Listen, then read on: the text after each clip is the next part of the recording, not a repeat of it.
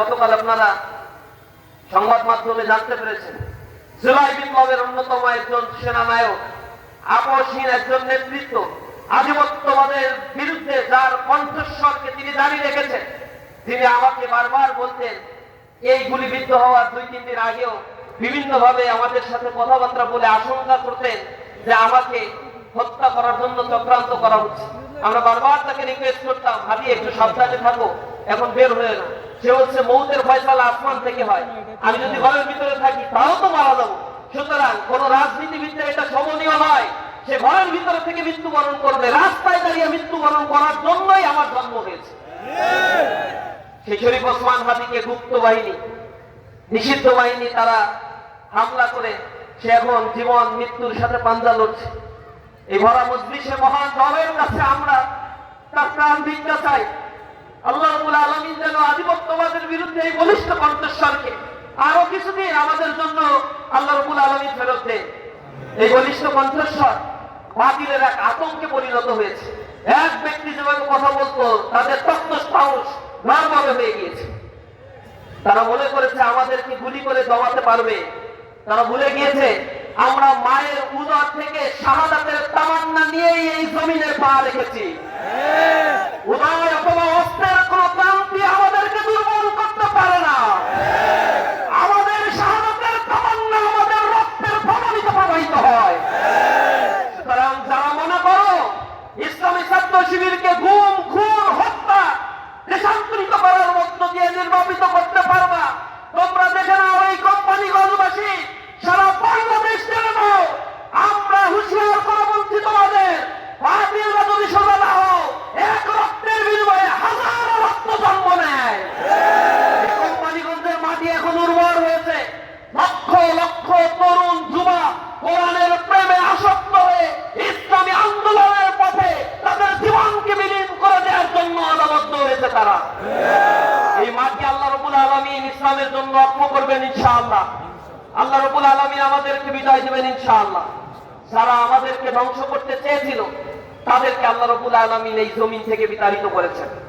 আমাদেরকে যারা দুর্বল করতে চেয়েছিল আল্লাহ রাব্বুল আলামিন এই দুর্বলদেরকে এই জমিনে ক্ষমতায়ন করবেন ইনশাআল্লাহ। সূরা কাসাস প্রথম রূপ আপনারা পড়ে দেখবেন। আল্লাহ রাব্বুল আলামিন বলছে, হে রাসূল, আপনার কাছে আমি মুসা আর ফেরাউনের ঘটনা বর্ণনা করছি, সত্য ঘটনা বর্ণনা করছি, যাতে মুমিনরা এখান থেকে শিক্ষা গ্রহণ করে অভয় পায়। আর সেটা হচ্ছে আমি আপনার কাছে বর্ণনা করছি এই জমিনে ফিরআউন আমাদেরকে দুর্বল করে, মুসা আলাইহিস সালামের বাহিনীকে দুর্বল করে রাখতে চেয়েছিল। তারা তাদের ভিতরে দলে উপদলে বিভক্ত করে ফেলেছিল। তাদেরকে তারা হত্যা করতো, নারীদেরকে, শিশুদেরকে তারা জীবিত রাখতো দাস করে রাখার জন্য। আল্লাহ রাব্বুল আলামিন বলেছে, ওয়ানুরিদু আন নামুন্না আলাল লাযীনা ইসতুদিফু ফিল আরদ ওয়া নাজআলাহুম আইম্মাতাও ওয়া নাজআলাহুমুল ওয়ারিসিন।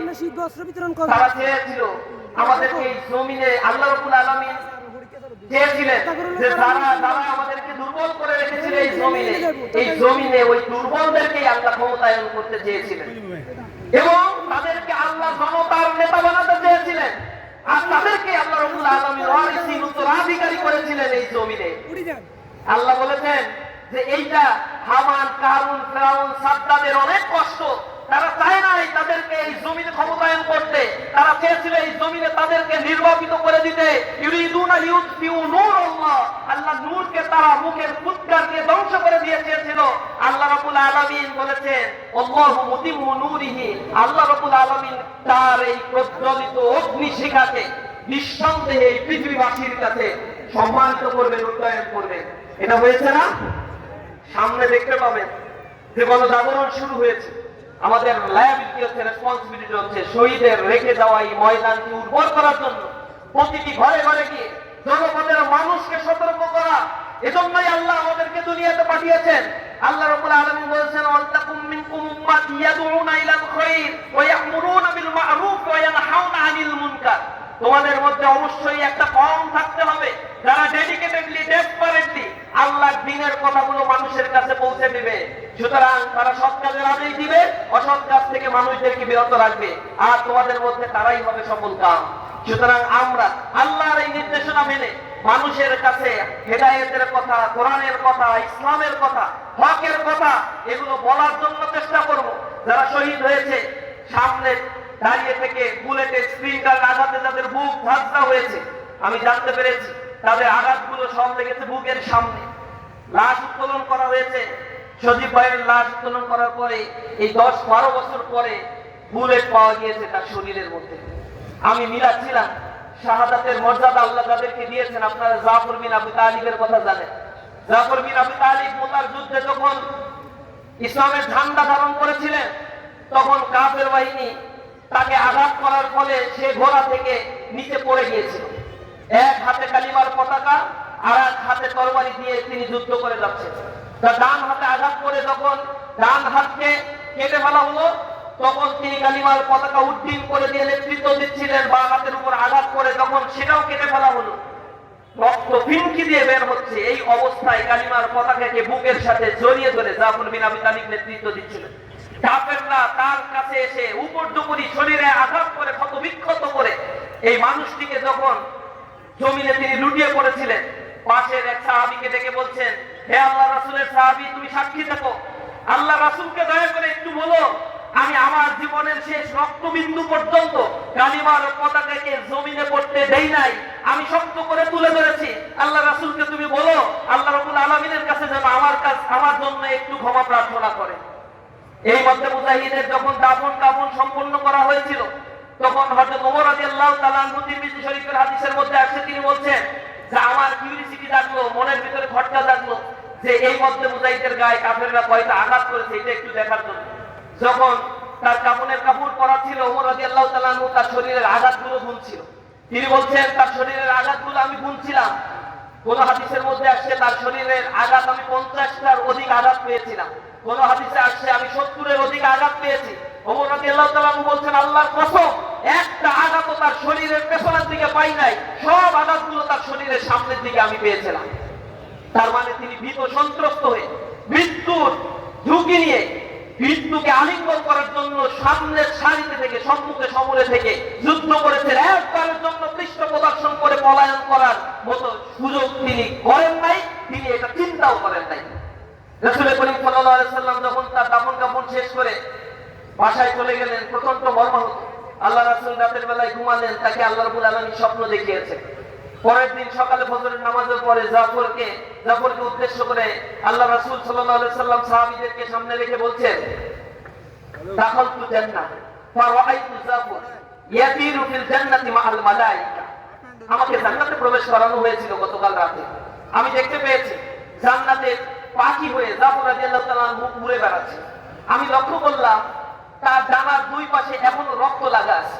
আমি তখন জিজ্ঞাসা করলাম, হে জাফর, আল্লাহ রাব্বুল আলামিন তোমার সাথে কি আচরণ করেছে? তখন জাফর রাদিয়াল্লাহু তাআলা বলছেন, আল্লাহ রাব্বুল আলামিন আমাকে শাহাদাতের মর্যাদা দিয়েছে, আমাকে জান্নাতের অধিবাসীদের অন্তর্ভুক্ত করে দিয়েছে। সূরা ইয়াসিনের মধ্যে আল্লাহ রাব্বুল আলামিন এটা বলছে, যাদেরকে হত্যা করা হয়, শহীদ করা হয়, তারা শহীদ হয় না।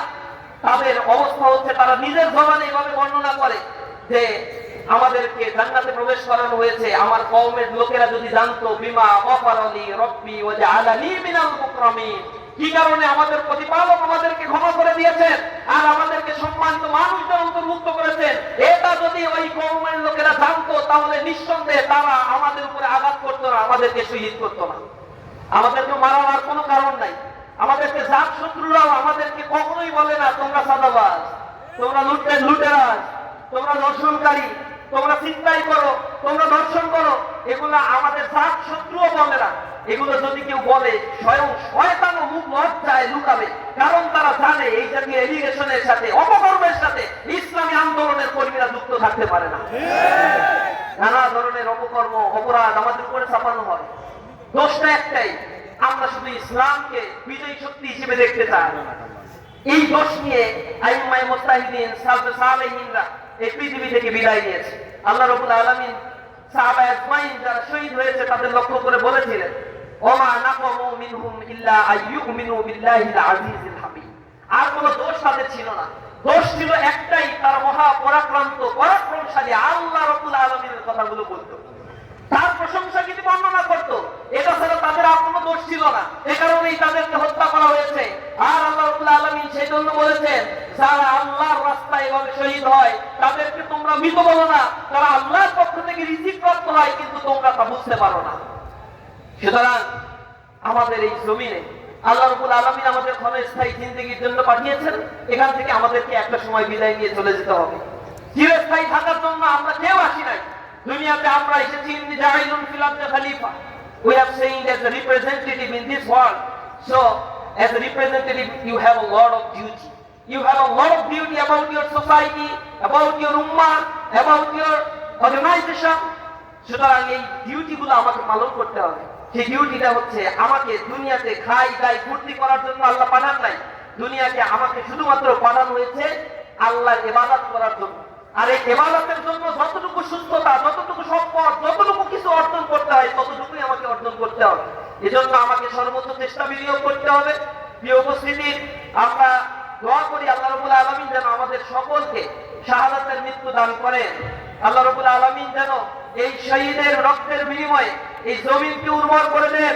এই শহীদের রক্তের প্রতি ফোঁটা রক্তের বদলা আমরা এই জমিনে কালিমার পতাকাকে বুলন্দ করার মধ্য দিয়ে নিতে চাই। আল্লাহ রাব্বুল আলামিন এই জমিনকে আরো বেশি ইসলামের জন্য কবুল করুন, সে আশাবাদ ব্যক্ত করে আমার কথা শেষ করছি। হাযা মা ইনদি ওয়া ইলমু ইনদাল্লাহ আলাইহি তাওয়াক্কালতু ওয়া ইলাইহি উনীব। আসসালামু আলাইকুম ওয়া রাহমাতুল্লাহি ওয়া বারাকাতুহু।